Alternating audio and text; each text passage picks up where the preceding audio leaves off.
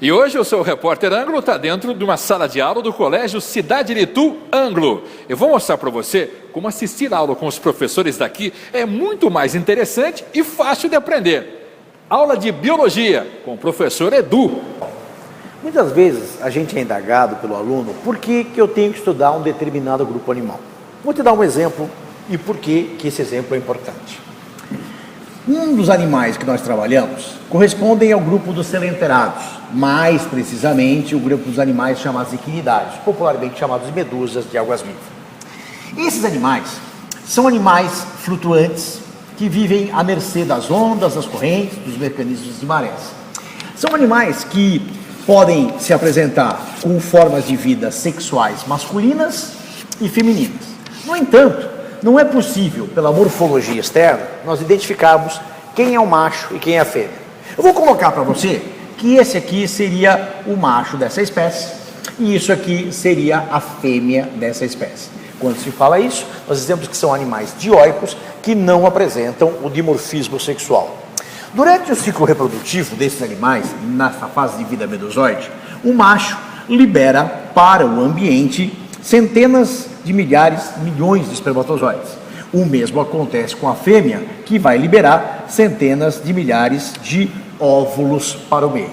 No ambiente aquático, esses gametas, eles sofrem um processo de fusão no ambiente externo, portanto você fala que ocorreu uma fecundação externa e deu-se origem a uma forma que é a forma de ovo, que também pode ser chamado de zigoto. Esse ovo, ou zigoto, sofrerá divisões mitóticas sucessivas, chamadas essas segmentações ou clivagens, formando, portanto, duas células, essas duas vão formar 4 células e assim sucessivamente, até a formação de uma forma larval, uma larva microscópica, totalmente ciliada e livre nadante. Essa larva ciliada, livre nadante, recebe a denominação técnica de larva planular. Essas milhões de larvas plânulas vão nadar e vão encontrar um ambiente onde vão acabar se fixando. Ao se fixar, por exemplo, junto a um costão rochoso, junto a uma pedra, elas perdem automaticamente os cílios e iniciam um processo de reprodução assexuada por um brotamento e adquirem uma forma de vida normalmente fixa, que é a sua forma de vida, dita forma de vida em pólipo ou forma de vida polipoide. Essa forma de vida polipoide vai liberar assexuadamente microscópicas medusas durante um determinado tempo de vida, até que essas medusas, que farão parte do plâncton, vão crescer, vão se desenvolver, fechando o ciclo de vida quando atingirem a forma adulta de reprodução. Por que saber isso? Porque esses animais são extremamente importantes nos ecossistemas aquáticos. Presta atenção, dá uma olhadinha nesse cantinho aqui da lousa. Vamos imaginar um ecossistema aquático no que diz respeito a uma teia, uma cadeia alimentar. Aqui, vamos imaginar o seguinte: temos uma espécie de tartaruga marinha. Algumas espécies de tartarugas marinhas, a gente tem 7 espécies no mundo, 5 delas ocorrem no Brasil. Nesse mesmo ecossistema, encontramos muitas espécies de medusas, peixes pequenos, como manjubas, como sardinhas, peixes maiores, como a meca, como, por exemplo, um atum. E aqui, a atividade humana. Um barco de pesca, um barco atuneiro, que usa uma arte de pesca oceânica que é chamado de espinhel.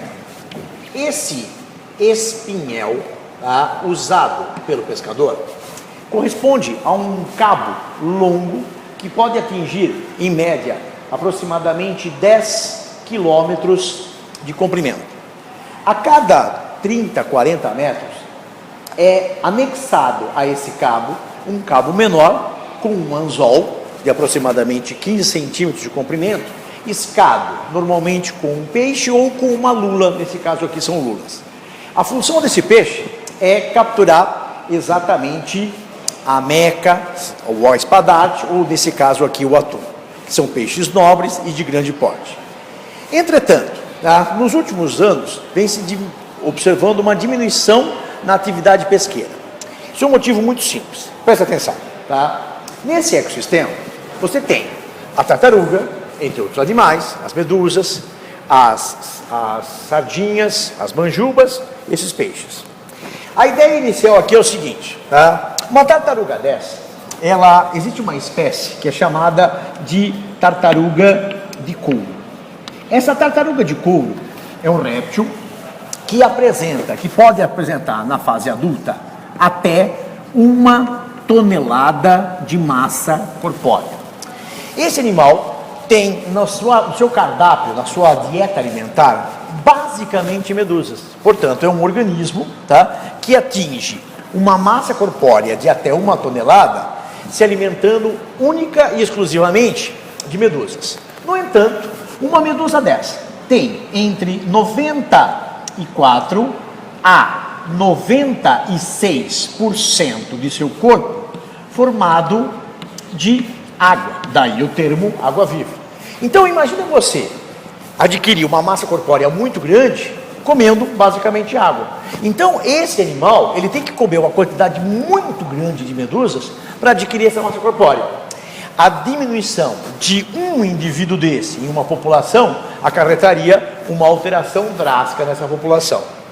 Veja bem, as medusas são animais carnívoros predadores.